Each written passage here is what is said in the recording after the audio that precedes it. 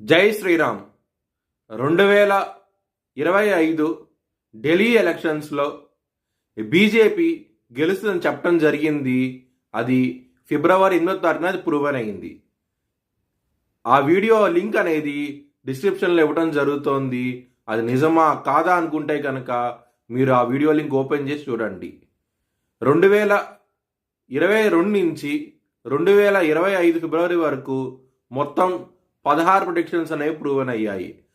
దానికి సంబంధించిన video links అనేవి కింద డిస్క్రిప్షన్లో ఇవ్వడం జరుగుతోంది. వృశ్చిక రాశికి అధిపతి కుజుడు. వృశ్చిక రాశిలో అనురాధ 4 పాదాలు, జ్యేష్ఠ 4 పాదాలు, విశాఖ 4వ పాదం ఉంటుంది. ఈ నక్షత్రం వాళ్ళందరికీ నేను చెప్పే వార ఫలితాలు వర్తిస్తాయి. ఈ వారంలో లగ్నాధిపతి అయిన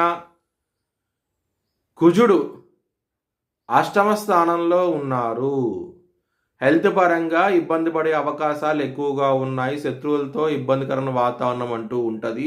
శత్రువులతో మోసపోయే అవకాశాలు ఎక్కువగా ఉన్నాయి. కొంచెం జాగ్రత్త అంటూ ఎక్కువ తీసుకోండి. సప్తమంలో గురువు ఉన్నారు కాబట్టి మ్యారేజ్ పరంగా ఎటువంటి లోటు అంటూ ఉండదు.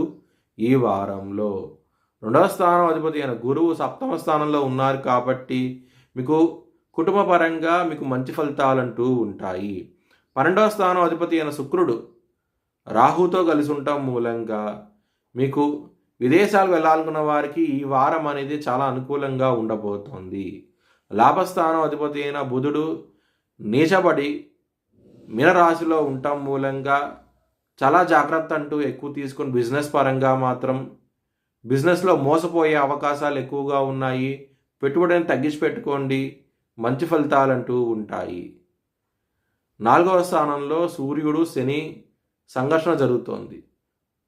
2 దృష్టిలు ఉంటాయి సప్తమం మీద, సూర్యుడి దృష్టి అలాగే శని దృష్టి. దాని మూలంగా మీకు కెరియర్ పరంగా ఇబ్బందికరమైన వాతావరణం అంటూ ఉంటుంది. కొంచెం జాగ్రత్తగా ఉండండి. మెంటల్ టెన్షన్ అధికంగా ఉంటాయి.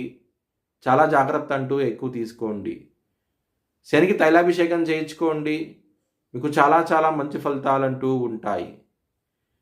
ఎవరికి అసలు అప్పు ఇస్తే కనుక చాలా ఇబ్బంది పడే అవకాశం ఎక్కువగా ఉన్నది. ఈ వారంలో శత్రువులు అయ్యే అవకాశం ఎక్కువగా ఉన్నది. కొంచెం జాగ్రత్త అంటూ ఎక్కువ తీసుకోండి. లవర్స్కి మాత్రం కొంచెం జాగ్రత్త అంటూ ఎక్కువ తీసుకోండి. 3వ వ్యక్తి మూలంగా గొడవలు అయ్యే అవకాశాలు ఎక్కువగా ఉన్నాయి. మీ భవిష్యత్ వివరాల కోసమై HLN జ్యోతిష్యాలయాన్ని సంప్రదించండి.